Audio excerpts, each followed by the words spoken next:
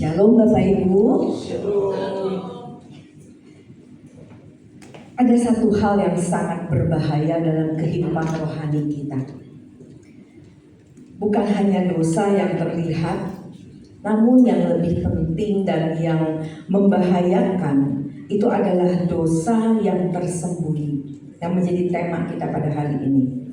Dosa yang ada di hati, dosa yang tidak terlihat, dosa yang tidak mudah terdeteksi. Namun sikap hati tidak ada yang tahu. Ketika kita dalam keadaan baik-baik di sini, semua manis, semua beramah tamah, tapi siapa yang tahu dalam hati kita? Kalau kita nggak belajar untuk jujur, tentu Tuhan Maha tahu. Tapi kita sekarang mau belajar bagaimana kita menata hati kita agar seperti tadi kita doakan dalam segala hal kita tidak salah di hadapan Tuhan. Nah, pada kesempatan ini kita akan belajar dari seorang tokoh Alkitab yang namanya mungkin jarang kita perhatikan atau mungkin tidak sering kita dengar, yaitu Korah. Bukan koran ya, Korah. Nah, kisah ini menarik dan saya percaya ini bisa menjadi pelajaran yang sangat berharga buat kita.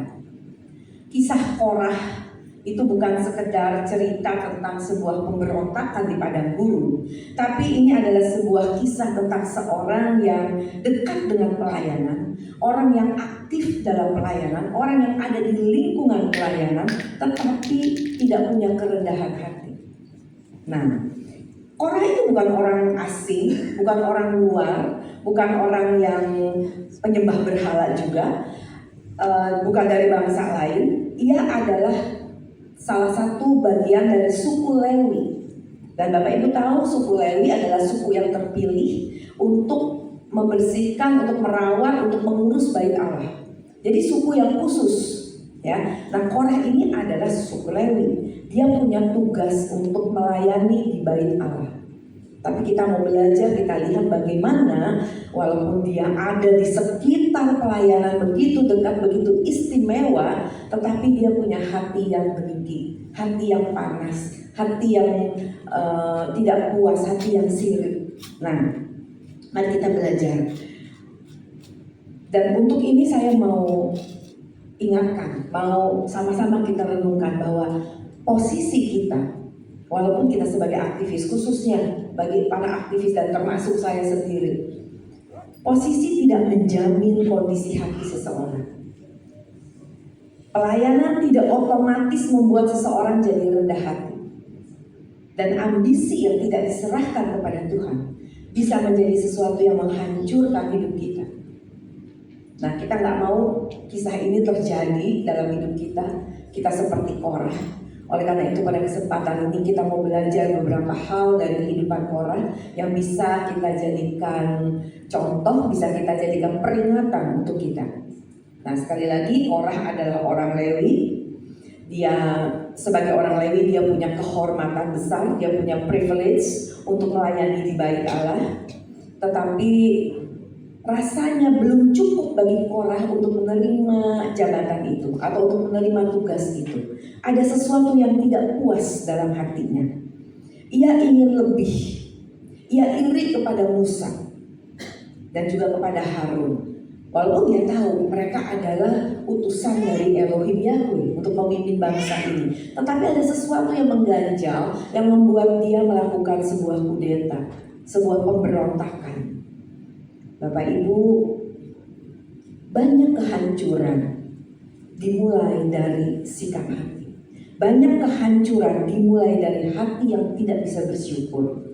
Banyak kehancuran hidup dimulai karena hati yang tidak pernah puas.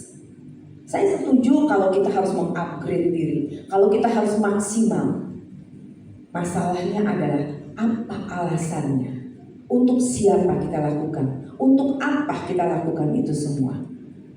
Salah satu pilar kita adalah hidup bertanggung jawab. Nah, kita harus maksimalkan hidup kita. Benar, setuju. Tetapi bukan karena kita haus posisi, bukan karena kita mau nama besar, bukan karena kita mau dipuji. Tapi semua karena memang yang Tuhan tugaskan pada kita, Tuhan yang berikan kesempatan kepada kita. Nah, Untuk itu kita belajar dari kisah Korah ini di Bilangan 16 ayat 1 sampai 3. Bilangan 16 ayat 1 sampai 3 dikatakan begini, Korah bin Yizhar bin Kehat bin Lewi beserta Datan bin Abiram, anak-anak Eliab, dan On bin Pelet, ketiganya orang Ruben, mengajak orang-orang untuk memberontak melawan Musa beserta 250 orang Israel, pemimpin umat itu, yaitu orang-orang yang dipilih oleh rapat, semuanya orang-orang kenamaan. Maka mereka berkumpul mengerumuni Musa dan Harun serta berkata kepada keduanya, sekarang cukuplah itu, segenap umat ini adalah orang-orang kudus dan Tuhan ada di tengah-tengah mereka. Mengapakah kamu meninggi-ninggikan diri di antara jemaah Tuhan? Pelajaran pertama yang saya mau kita perhatikan di ayat pertama dan sampai ayat kedua, Korah bin Yesar beserta 250 itu, dia mengajak orang-orang. Pelajaran penting pertama yang harus kita perhatikan, dosa itu menular. Dosa itu menular. Korah iri, Korah ingin berontak, Korah ingin protes, tapi dia tahu kekuatan dia gak seberapa kalau sendiri. Maka dia ajak Datan dan Abiram dan 250 orang. Untuk apa? Untuk jadi sekutu dia. Bapak Ibu, coba kita perhatikan dalam kehidupan kita sehari-hari. Ketika ada seseorang yang sedang sakit hati, yang sedang tidak puas dengan orang lain atau sesama pelayan, biasanya dia cerita. Bukan karena mau menjelaskan atau mau mengklarifikasi, tetapi karena mau menularkan, membagi kebenciannya, membagi sakit hatinya, membagi ketidakpuasannya. Bahkan mau melimpahkan kepada kita, biar sebagai pimpinan, Bapak Ibu aja yang bertindak. Bapak Ibu kan lebih punya power. Saya kan cuma jemaat, tapi saya gak suka sama orang ini. Tolong Bapak Ibu tindak demi keadilan. Nah, kadang kita memakai kalimat-kalimat yang kedengarannya rohani, tetapi ada maksud terselubung di sana. Karena ketidakpuasan kita, karena ada rasa ketidaksukaan atau iri kita yang kita gak berani ungkapkan, maka kita mengajak orang lain. Maka Paulus juga sudah mengingatkan, pergaulan yang buruk merusakkan kebiasaan yang baik. Karena memang dosa itu menular, dosa itu akan mempengaruhi. Kita bisa kena nggak? Bisa. Kalau kita bergaul dengan orang-orang seperti itu, lambat laun ide mereka, konsep-konsep hidup mereka menjadi konsep kita juga. Maka gembala senior kita seringkali mengingatkan, khususnya bagi anak muda, berani untuk meninggalkan pertemanan dengan orang yang tidak takut Tuhan. Jangan takut kamu gak punya pacar, gak apa-apa. Kenapa kamu mesti paksa punya pacar demi eksistensi depan manusia? Supaya jangan dibilang, udah umur segini belum punya pacar. Enggak, urusan enggak peduli. Daripada kamu salah bergaul. Kenapa? Ya karena akan mempengaruhi kita. Itu pasti. Bahkan survei mengatakan bahwa karakter seseorang itu 30% dari keluarga, 70% itu dari lingkungan. Karena lingkungan hari ini ditambah dengan media sosial yang sudah begitu canggih, itu amat sangat bisa mengisi pikiran kita. Dan hati-hati Bapak Ibu yang punya anak-anak. Sekarang lagi ada yang namanya anomali brain rot, yaitu kerusakan otak, pembusukan otak yang anomali, yang gak umum. Itu disebabkan oleh tayangan-tayangan di medsos. Tayangannya sekilas tidak apa-apa, sekilas baik-baik saja karena bentuknya kartun, bukan sesuatu yang serem, yang bertanduk, bertaring, bukan. Lucu-lucu, tapi di situ disusupi kata-kata, disusupi konsep-konsep hidup yang tidak alkitabiah. Saya dikasih tunjuk oleh seorang guru sekolah minggu. Ada cappuccino, kita semua tahu cappuccino dong, ya. Gelas cappuccino menikah dengan cappuccino lain, punya anak. Ada nggak di kehidupan nyata cappuccino menikah? Gak ada. Nah itu disisipkan disisipkan, anak jadi berfantasi. Nah itu merusak. Lalu diberikan kata-kata, mereka punya bahasa khusus.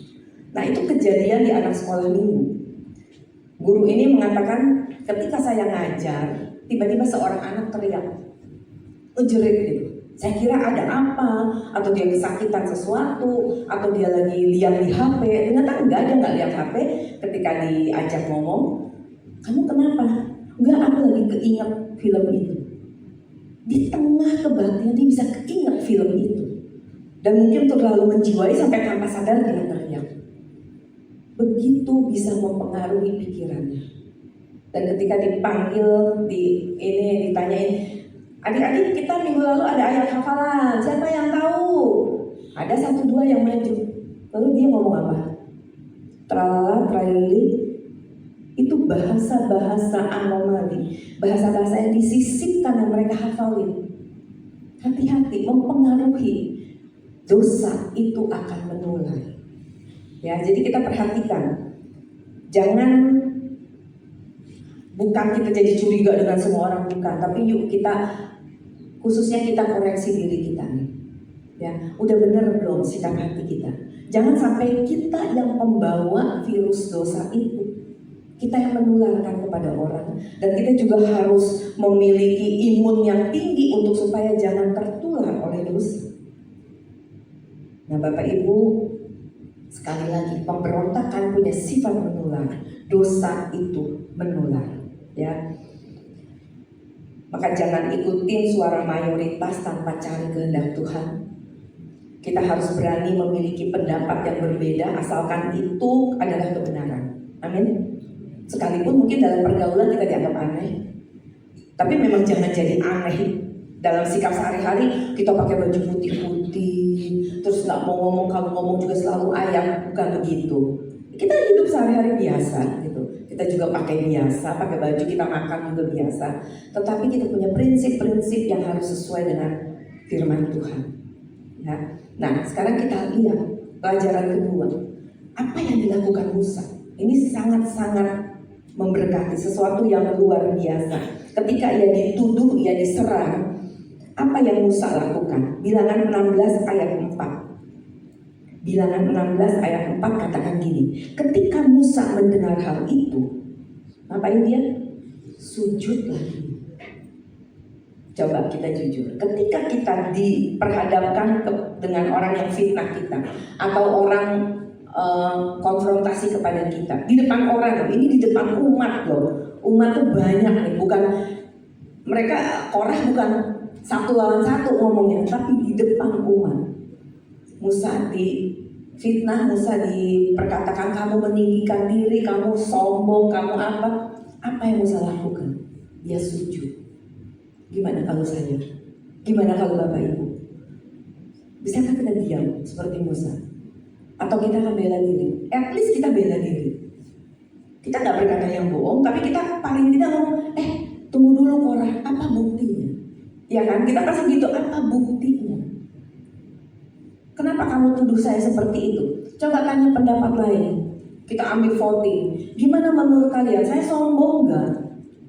Kita akan cari pembelaan, kita cari pembenaran. Tapi hari ini Tuhan ajar diam. Diamnya bukan diam dengan dendam, diam tapi sujud menyembah. Dia mencari hadirat Tuhan. Itu yang Musa lakukan.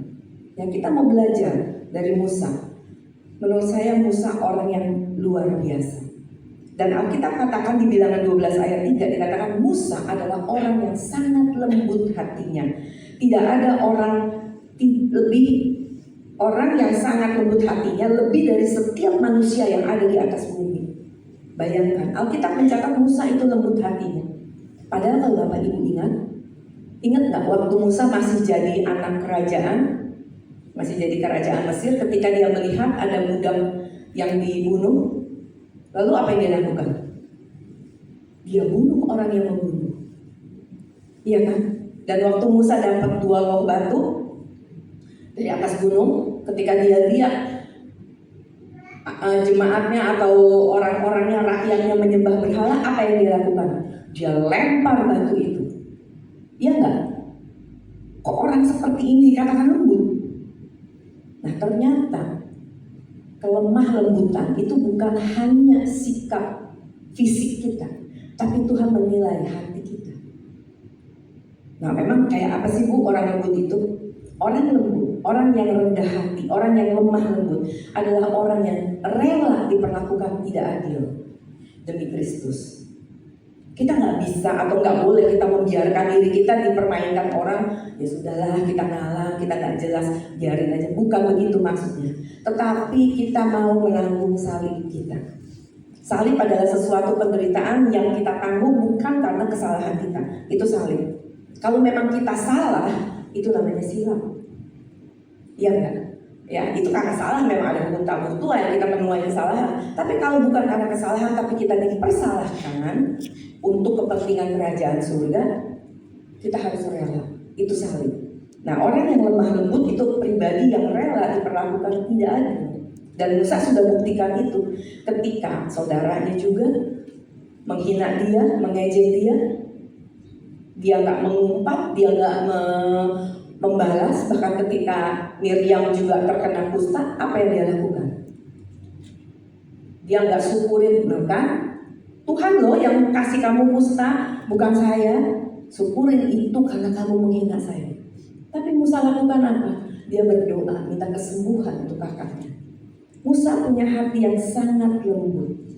Dan kita belajar bahwa perlakuan tidak adil itu Tuhan izinkan untuk membentuk kita menjadi pribadi yang tidak sombong, yang tidak meninggikan diri.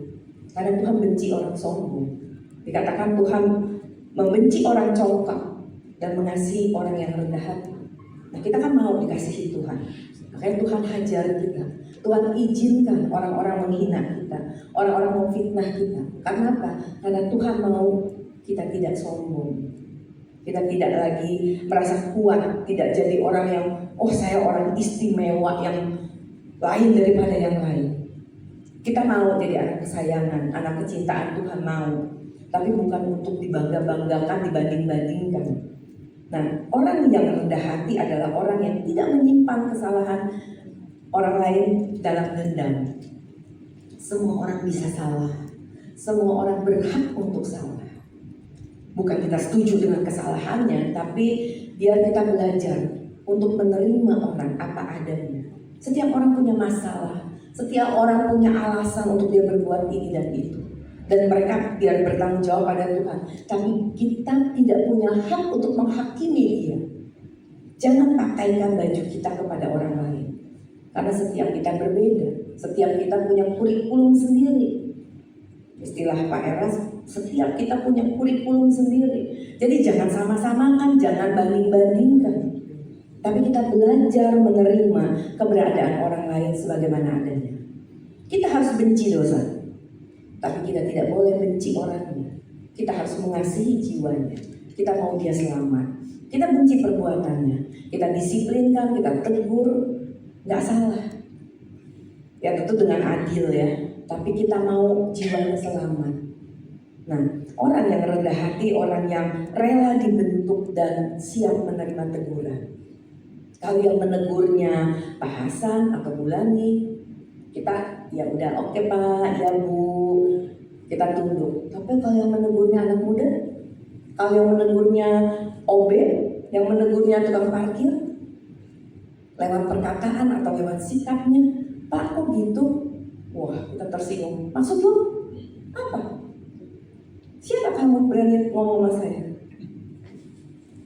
Tapi orang yang rendah hati, dia mau dengar. Wah, emang saya tadi kenapa ya? Kok dia sampai tak kok gitu? Loh, maaf Pak, kenapa saya tadi? Iya Bapak tadi begini. Oh, maaf ya nggak sengaja. Bisakah kita rendah hati seperti itu? Tuhan bisa pakai segala cara dan segala alat, segala orang untuk membentuk kita, menegur kita. Maukah kita menerima, belajar, menerima teguran? Ya tentu kita harus saring, kita harus perhatikan. Ya bukan teguran semua orang kita ambil, tapi Tuhan bisa pakai siapa saja. Jangan menutup diri, jangan merasa saya lebih masa ditegur sama anak kecil begitu. Kadang anak-anak bisa lebih tegur kita, bisa lebih dengan polosnya. Nah Bapak Ibu, itu 2 pelajaran. Yang ketiga, kita belajar dari Musa bahwa dia membawa segala masalah hanya kepada Tuhan. Bilangan 16 ayat 5 katakan gini, dan ia, Musa, berkata kepada Korah dan segenap kumpulannya, besok pagi Tuhan akan memberitahukan siapa kepunyaannya dan siapa yang kudus, dan ia akan memperbolehkan orang itu mendekat kepadanya. Orang yang akan dipilihnya akan diperbolehkannya mendekat kepadanya. Nah, sejujurnya kembali Bapak Ibu, ketika kita difitnah atau kita disakiti, kita ingin langsung membalas, ingin paling tidak menjelaskan, dan kita menang dalam argumentasi. Tetapi Musa, belajar dari Musa, kita tahu sekarang bahwa lebih penting kita mencari kehendak Tuhan, lebih penting kita mencari wajah Tuhan daripada kita memenangkan perdebatan. Setuju? Lebih penting kita mencari dulu kehendak Tuhan, kita cari dulu wajahnya, kita bawa semuanya kepada Tuhan, daripada kita menang argumentasi, kita menang perdebatan. Memang secara moral kita rasa, wah ini kan saya menang tuh, apalagi didengerin banyak orang, tuh kan terbukti mereka dia mau fitnah, saya benar, seneng kita. Tapi yuk, hari ini kita belajar seperti Musa, dia bawa semua kepada Tuhan. Dia minta Tuhan yang berperkara. Dia nggak nyumpahin, tapi dia cuma bilang, yuk kita lihat, apakah yang kamu katakan itu benar atau tidak. Tuhan yang jadi hakim di atas kita. Itu yang Musa lakukan. Tidak mungkin Tuhan tidak mengadakan perhitungan, Bapak Ibu. Jadi kalau hari ini kita sedang disakiti, kita sedang difitnah, kita bawa pada Tuhan. Tuhan tahu. Dan sejujurnya mungkin memang ada kesalahan kita juga di sana. Mari kita membuka diri, Tuhan selidiki aku. Kalau aku salah, aku minta ampun, aku minta maaf. Tapi kalaupun aku tidak salah, aku diperlakukan seperti ini, aku serahkan pada Tuhan. Tuhan yang bela kita. Percayalah, ketika kita hidup bertanggung jawab, Tuhan pun ikut bertanggung jawab atas hidup kita. Ketika kita hidup bertanggung jawab, Tuhan pun ikut bertanggung jawab kepada hidup kita. Asalkan kita hidup di jalannya. Kita tunggu komando Tuhan. Dan pelajaran keempat, bukan hak kita untuk membalas. Musa katakan terserah Tuhan, mau jadi apa? Kita lihat aja pengadilan Tuhan. Bilangan 16 ayat 31 sampai 33. Ini satu hal yang mengerikan. Bilangan 16 ayat 31 sampai 33, baru saja ia selesai mengucapkan segala perkataan itu, maka terbelahlah tanah yang di bawah mereka. Ia tuh Korah ya, baru saja Korah maksudnya melawan Musa.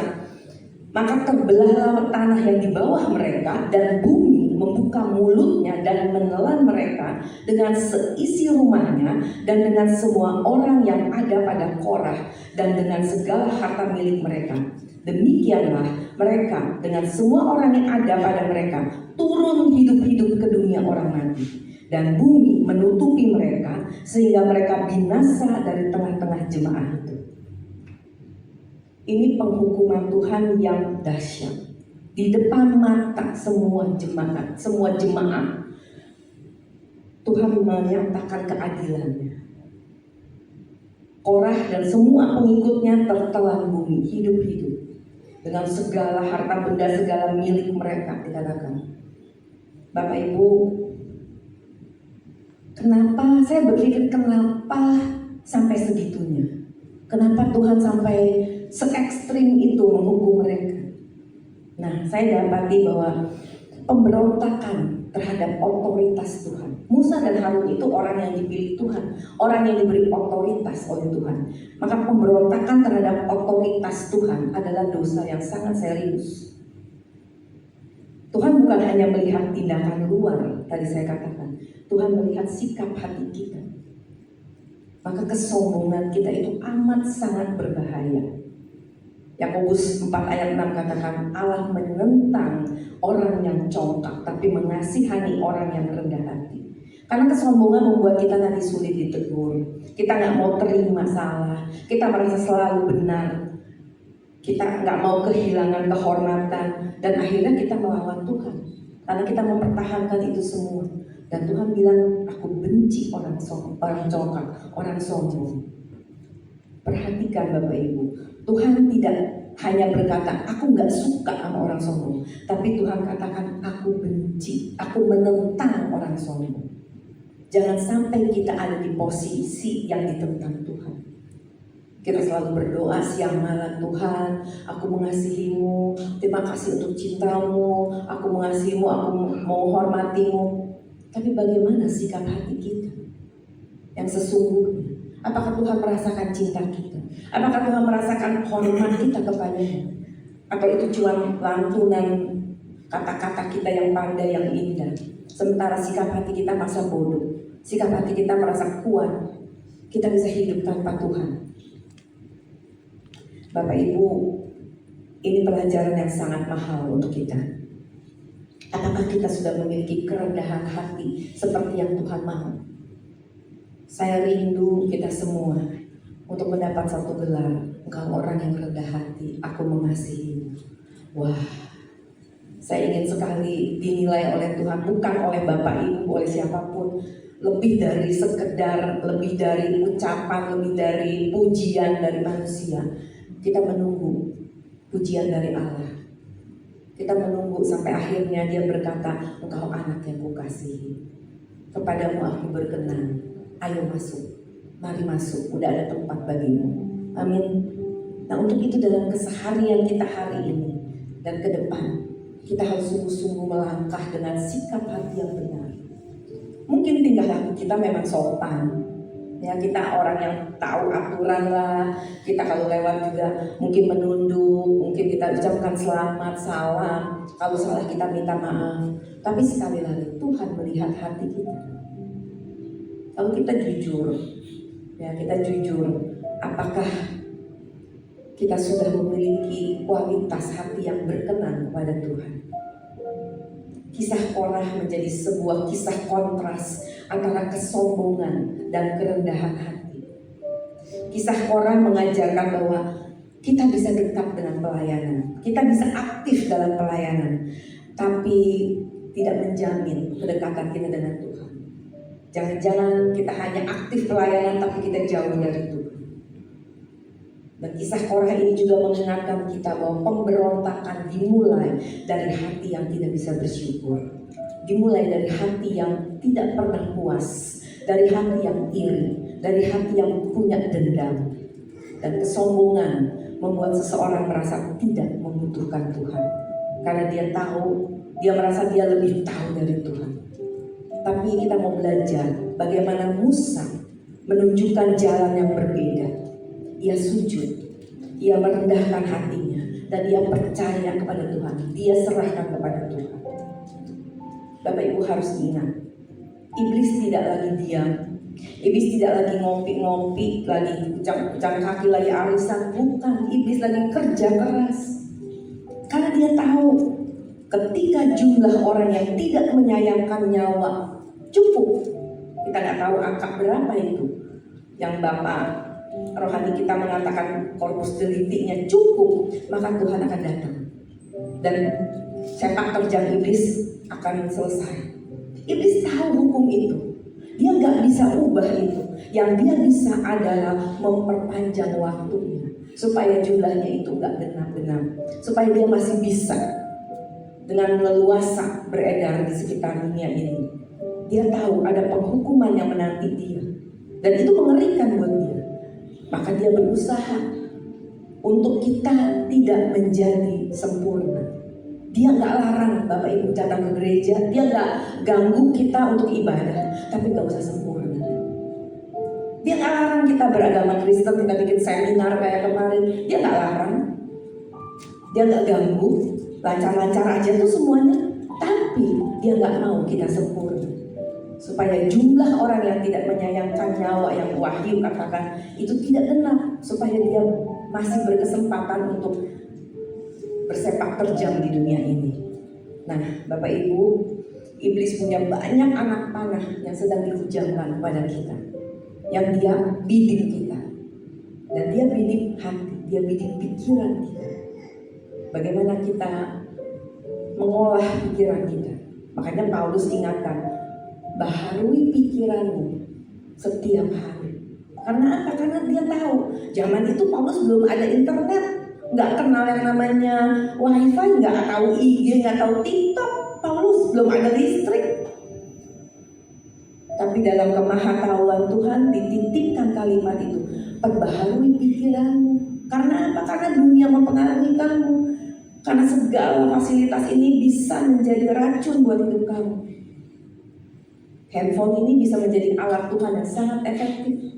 Kita bisa sebarkan kebenaran, kita bisa sebarkan link ibadah kita kepada orang lain. Tapi satu sisi bisa juga menjadi alat iblis yang sangat efektif untuk menghancurkan kita, menghancurkan terutama generasi muda.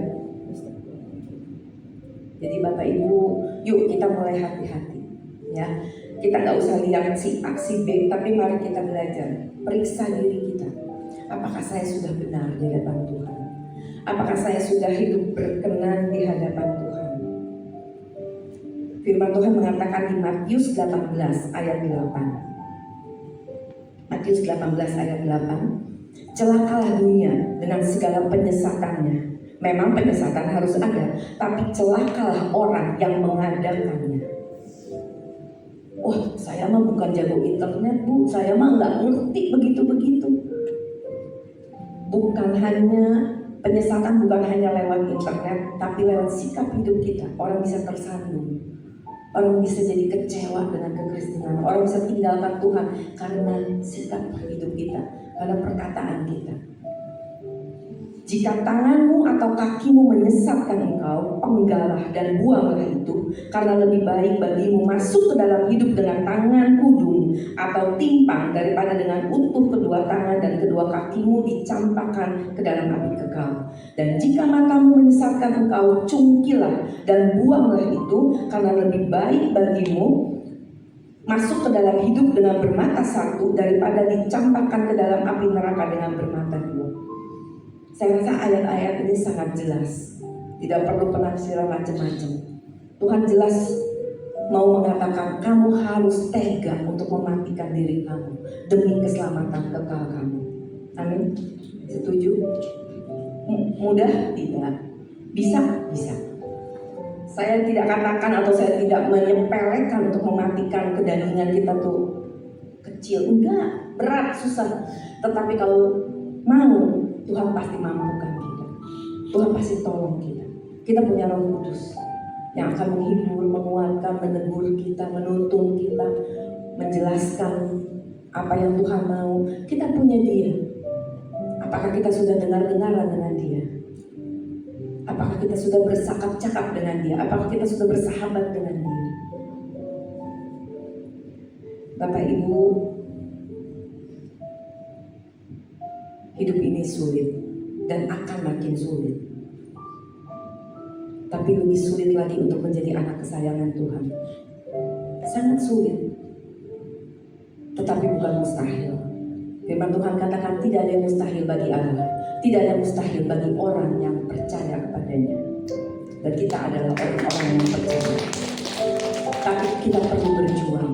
Bukan hanya mau, tapi kita harus tekadnya bulat dan apa gembala kita ngomong biasanya apa? Tekad dan nekat. Gak cukup tekad aja, kita harus nekat. Untuk hidup kudus itu perlu tekad dan nekat. Kalau nggak kita akan terbawa arus. Dunia begitu bagus, begitu menjanjikan segala kemudahan, segala kenyamanan. Siapa sih yang nggak mau hidup nyaman? Siapa sih yang nggak mau hidup bebas masalah? Tapi hari ini kita belajar, sekalipun Tuhan izinkan masalah kita nggak selesai, asalkan lewat itu kita makin disempurnakan, kita harus rela. Toh hidup kita juga milik Tuhan. Tuhan bertanggung jawab atas hidup kita, asalkan kita benar. Jadi gimana caranya? Gimana caranya supaya kita hidup benar? Kita harus berani janji kepada Tuhan untuk tidak melakukan dosa sekecil apapun dengan alasan apapun. Tapi saya masih belum sempurna, Bu. Nobody's perfect. Tapi dengan tekad, dengan nekat itu membuat kita lebih berani. Jangan takut untuk berjanji. Tapi bukan kita menyepelekan atau kita menghina Tuhan dengan janji itu, bukan. Bukan kita asal-asalan. Tapi yuk kita sungguh-sungguh, Tuhan aku janji. untuk nggak bikin dosa lagi. Tuhan tolong, Tuhan bantu aku. Masih salah, kita ulangi janji lagi. Tuhan, aku berjanji lagi untuk tidak salah lagi. Berapa kali kita gagal, berapa kali kita terus mengatakan, aku berjanji menghormatimu dalam segala perkara, di matamu tak bercela. Mau gak kita janji? Aku berjanji. Kita janji kepada Tuhan, bukan kepada pasangan, bukan kepada siapapun. Menghormatimu. Kita menghormati Tuhan dengan satu-satunya cara adalah hidup kudus. Kita jaga sikap hati kita. Kalau sikap tubuh, sikap fisik kita bisa baik, tapi sikap hati gak ada yang tahu. Tuhan tahu. Gak ada manusia tahu. Pasangan bisa kita bohongin, anak apalagi bisa kita bohongin, tapi dengan Tuhan kita gak bisa main-main. Yuk kita benahin hati kita. Kita benahin pikiran kita agar tidak ada lagi sesuatu yang tersembunyi. Kita buka semuanya. Kita masih punya kesempatan Bapak Ibu. Selama kita belum menutup mata, selama kita belum menghembuskan nafas kita terakhir, Tuhan masih memberi kita kesempatan untuk membenahi diri kita. Ada beberapa pertanyaan yang menjadi refleksi untuk kita semua. Apakah masih ada iri hati dan kesombongan dalam hati kita? Apakah kita sedang dalam keadaan memberontak, melawan kepada Tuhan? Mungkin Tuhan pernah titipkan satu tugas. Mungkin Tuhan pernah bisikan kita sesuatu, tapi kita gak mau. Kita gak mau lakukan. Karena kita gak suka itu. Gak sesuai dengan target kita, gak sesuai dengan rencana kita. Apakah kita berani berkomitmen untuk menghormati dan mengasihi Dia dengan cara hidup kudus? Semua pilihan di tangan kita. Tuhan beri kita kebebasan, Tuhan beri kita kehendak bebas untuk kita bisa menentukan kemana arah hidup kita. Ada satu kesaksian di Cina pada tahun 1960-an, sudah lama. Waktu itu kekristenan masih sangat dianiaya, masih sangat dipersulit. Dan mereka berkumpul dengan diam-diam di bawah tanah. Tapi rupanya perkumpulan ini diketahui oleh pemerintah. Dan beberapa tentara masuk ke dalam perkumpulan itu ketika ibadah sedang berlangsung. Lalu gambar Tuhan Yesus yang ada dipajang, yang tergantung, diturunkan, ditaruh di lantai. Lalu tentara itu menantang setiap orang, dimulai dari pemimpinnya. Maukah Bapak menginjak dan meludahi gambar itu? Dan kamu boleh bebas. Tapi kalau nggak mau, kami akan tembak. Dengan penuh air mata, dengan ketakutan, akhirnya pemimpin itu maju. Dia menginjak foto itu dan meludahinya. Nah, melihat pemimpinnya seperti itu, beberapa jemaat aktivis dulu, mereka mengikuti seperti itu. Semua ketakutan, suasana sangat mencekam. Lalu jemaat mulai satu persatu melakukan hal yang sama. Sampai terakhir seorang gadis umur 15 tahun. Ketika dia di depan, dia ambil gambar itu, dia peluk, dia cium, dia katakan, aku gak akan mengkhianatimu Tuhan. Aku menghormatimu, aku mengasihimu. Biarkan aku mati untukmu. Dan gadis itu benar ditembak di tempat. Dia berani bayar harga imannya. Bagaimana dengan kita hari ini? Kita bebas beribadah, gak ada yang ganggu kita. Kita bersyukur kita hidup di negara yang memberi kita kebebasan. Tapi jangan kita menyalahgunakan kebebasan itu untuk tidak menghormati Tuhan. Yuk jaga sikap hati kita. koreksi diri kita. Jangan sampai kita sombong di hadapan Tuhan. Karena pada akhirnya bukan orang yang paling keras suaranya yang dipakai Tuhan. Bukan orang yang paling aktif dalam pelayanan. Bukan orang yang paling pandai. Tapi orang yang paling tunduk, yang paling taat, yang paling setia, yang paling dengar-dengaran kepadanya. Itulah yang dipakai Tuhan. Apakah itu kita? Amin.